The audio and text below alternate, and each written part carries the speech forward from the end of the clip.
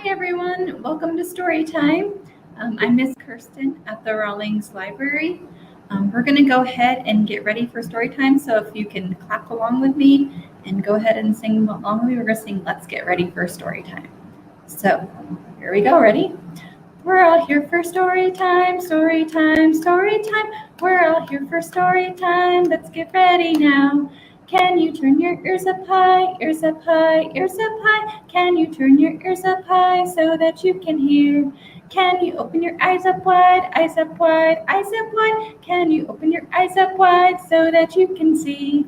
Now we're ready for story time, story time, story time. Now we're ready for story time. Let's get started now. Good job, my friends. All right, we are going to sing the wheels on the bus. Can you get the wheels ready? The wheels on the bus go round and round, round and round, round and round. The wheels on the bus go round and round, all through the town. The wipers on the bus go swish, swish, swish, swish, swish, swish, swish, swish, swish. The wipers on the bus go swish, swish, swish, all through the town. The horn on the bus goes beep, beep, beep, beep, beep, beep, beep, beep, beep. The horn on the bus goes beep, beep, beep, all through the town. The doors on the bus go open and shut, open and shut, open and shut. The doors on the bus go open and shut, all through the town. The driver on the bus says, move on back, move on back, move on back. The driver on the bus says, move on back, all through the town. The kids on the bus go up and down, up and down, up and down. The kids on the bus go up and down, all through the town. The babies on the bus go wah, wah, wah, wah, wah, wah, wah, wah, wah. The babies on the bus go wah, wah, wah, all through the town. The mommies on the bus go shh, shh, shh, shh, shh, shh, shh, shh. The mommies on the bus go shh, shh, shh, all through the town. Good job, everybody! Yay! Good job. All right, so today we're going to read one story. We're going to do an ebook from Hoopla, and then after that, we're going to go ahead and I'm going to turn it over to Teresa and Ruby from the Raptor Center, and they're going to tell you about a really cool hawk. So let's do our book first, and then after you guys can see this amazing creature. So let me do the book. So our book is called Balance the Birds, and it is by Susie Garmani, and I'm going to thank Abrams Appleseed Books for allowing us to read this book in story time today. Balance the birds. Here come the birds. Half on the left side and half on the right. This is how the birds balance.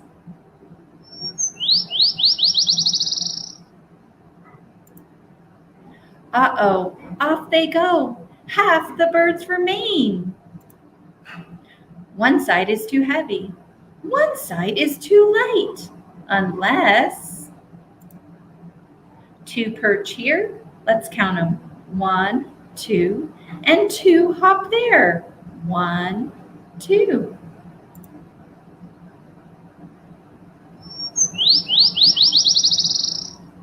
Now the birds balance. Uh-oh, off they go. What's going to happen?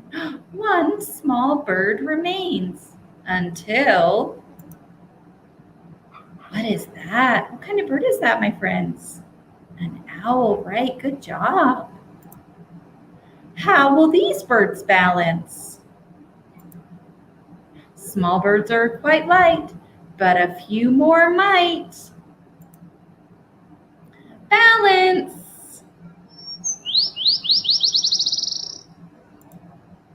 Here come the birds. How will you balance the birds? I hope you guys enjoyed that story. Let's go back. All right, I hope you guys enjoyed that story. Thank you for being such good listeners. And now I am going to turn our program over to Teresa and Ruby from the Raptor Center. So welcome, you guys. It's really good to see you all today. Can you see me? Hi, so as Kirsten said, my name is Teresa. I am a volunteer at the Raptor Center. And here with me today is Ruby. Ruby is a beautiful red-tailed hawk that lives here with us at the Raptor Center. She has lived here with us for almost 10 years now. She was found in Monument, Colorado, walking along in the gutter with a wing that wasn't working right. So some people scooped her up. Don't knock down the camera. Some people scooped her up and brought her to us here at the Raptor Center. And when we did her intake, we discovered that her right wing here had the humerus bone broken. Now, the humerus bone, birds have the same bones that we do in their arms, they're just shaped differently. So, in a bird, the humerus bone goes from here, what looks like Ruby's shoulder, and down towards her body. This here is actually Ruby's elbow. So the bone from here down back towards her body was broken. That's a big, big bone in a bird. And when we when we wrapped her wing up and set that bone, it got just a little bit shorter than it needed to be. So Ruby's wing, when it healed, because the bones are shorter, her wing is a little bit shorter. Ruby, Ruby, Ruby. Sorry about that, everybody. That's called baiting. Ruby gets a little excited sometimes and thinks she can fly away. Are we cool? We're cool. So Ruby's wing is a little shorter than it needs to be in order for her to fly successfully. So Ruby can't really fly. She can move around in her cage a little bit, but she can't really fly very well. But because she was injured and cannot be released back into the wild, she has a new job here with us at the Raptor Center. She is now a teacher bird. Don't look at me, look at the camera. She's now a teacher bird, and she's an excellent teacher bird. She travels around with us. She goes to schools. She's in programs like this, talking to people about red-tailed hawks and birds of prey. Now, you guys just heard a story talking about balancing the birds. Ruby lost her balance a little bit just there, but we're back on track. So Ruby is named Ruby because she has a beautiful red coloring all the way from her head to her toes, and that gorgeous red tail. So red-tailed hawks, they can come in a variety of different colors. We have a red-tailed hawk here named Nate, who is almost white. He's got an awful lot of white, but Ruby's got this beautiful red color. You can definitely tell she's a red-tailed hawk. Now, red-tailed hawks are very common where we live. They're very common birds all around the world, actually. You'll find them all over North America. Almost all the way around the world, you'll find these birds. They do live in our area. They're very common. In fact, if you're driving down the road and you see a bird up on a telephone pole, it's probably a red-tailed hawk. We do have other hawks that live in our area. We have Cooper's hawks and Swainson hawks and sharp-shinned hawks and ferruginous hawks. Ferruginous hawks are the largest of the hawks, and it's a big white-looking bird. But most commonly, you're going to find a red tail. Now, hawks, birds of prey, all have 4 things in common, and I'll tell you what those 4 things are. First, they have these big, beautiful eyes with incredible eyesight that can see much, much farther than we as humans can. So there's those strong eyes. Then we come to this hook beak. You're going to show that off, Ruby? All birds of prey have a hooked beak, and that is so they can eat their food. Then we have these wings, the powerful, powerful wings that can fly the bird to get to his dinner. And then, of course, the famous talons, these strong, strong legs, and these big toes, and these sharp, sharp talons down here. Now, what Ruby's going to do when she wants dinner, she's going to hang out in the sky most of the day. Red-tailed hawks, all hawks, Well, most hawks, buteo hawks, have big, broad wings. They're very rounded and they have a large surface area, big, broad wings.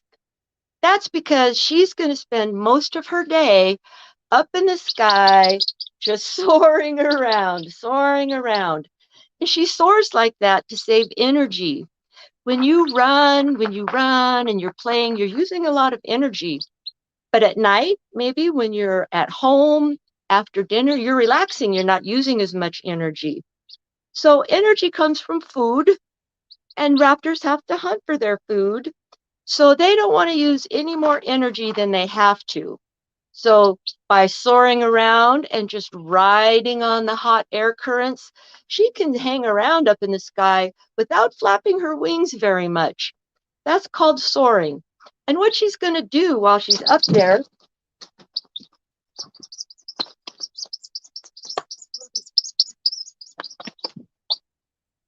yeah, jumpy today.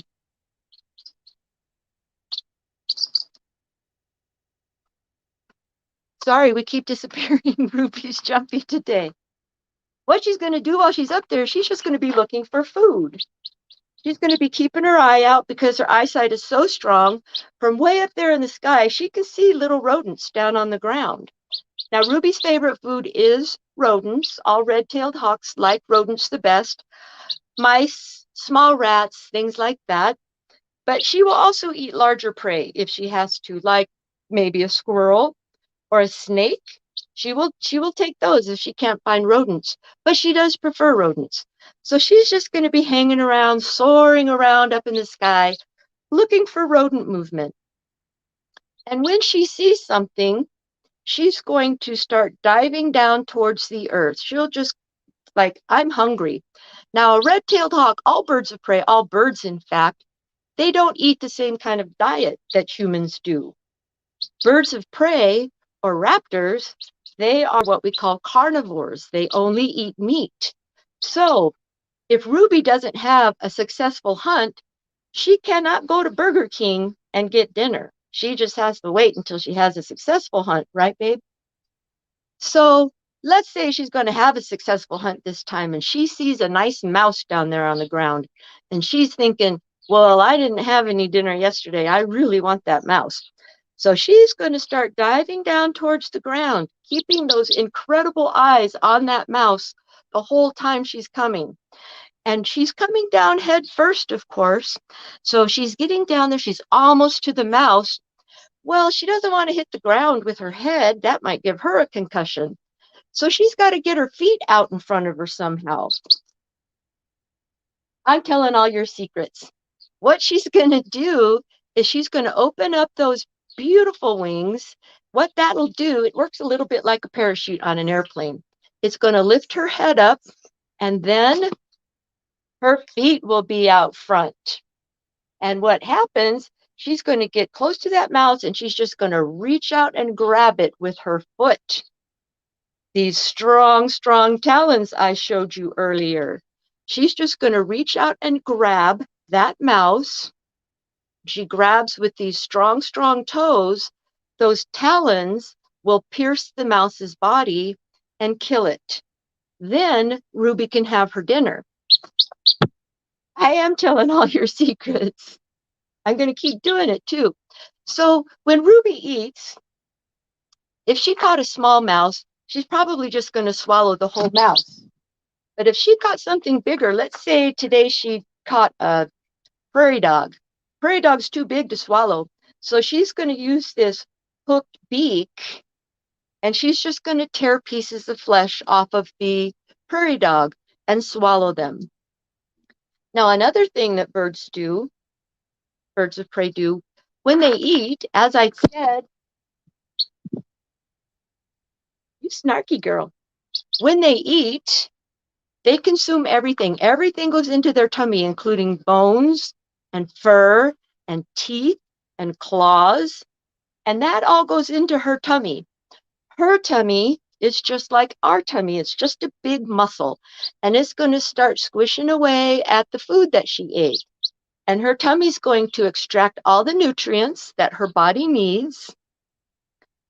And then she's going to be left with this Yeah, in her stomach. And she can't pass it through.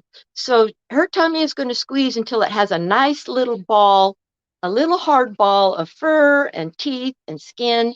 And then what she's going to have to do is regurgitate or throw that pellet up. All birds of prey do this. This is how they get rid of the stuff that they can't digest.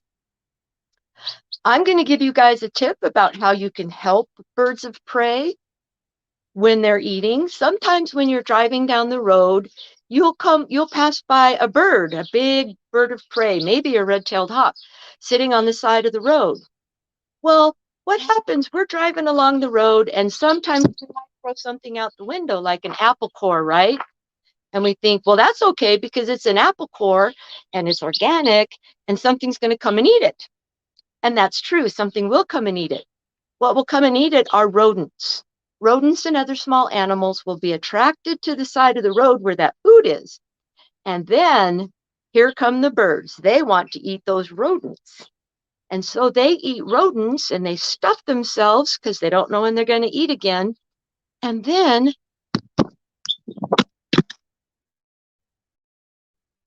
Ruby.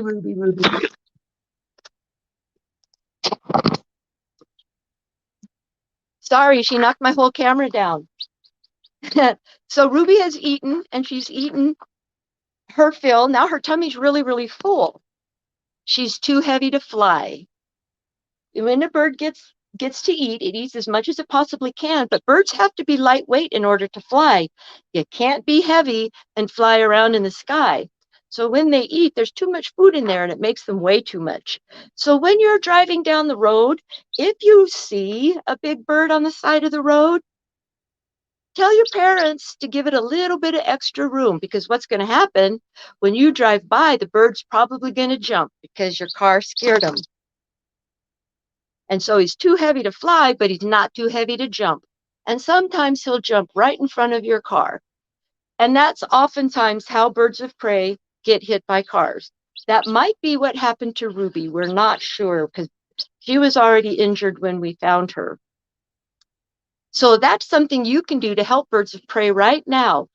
It's also nesting season. That means there's a lot of babies, a lot of baby birds around right now. If you see a baby bird out in your backyard and it's down on the grass, it's probably doing fine. Its mom and dad are probably up in a tree somewhere. It's probably that bird's day to learn how to fly. And it might take him 2 or 3 days to get really good at it. So he might be on the ground for a while. If you see a baby bird in your backyard, tell your parents or whoever you live with, there's a baby bird out there. If you have cats or dogs, take them inside. But the baby bird is probably fine. If the baby bird is in trouble, of course, you can call us.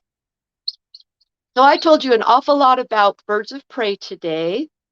Ruby and I would like to thank you for joining us. Ruby loves to talk to people. We hope you enjoyed your story time, and we hope that maybe someday you can come and visit us here at the Raptor Center. I'm going to hand it back over to Kirsten now, and thank you for having us today.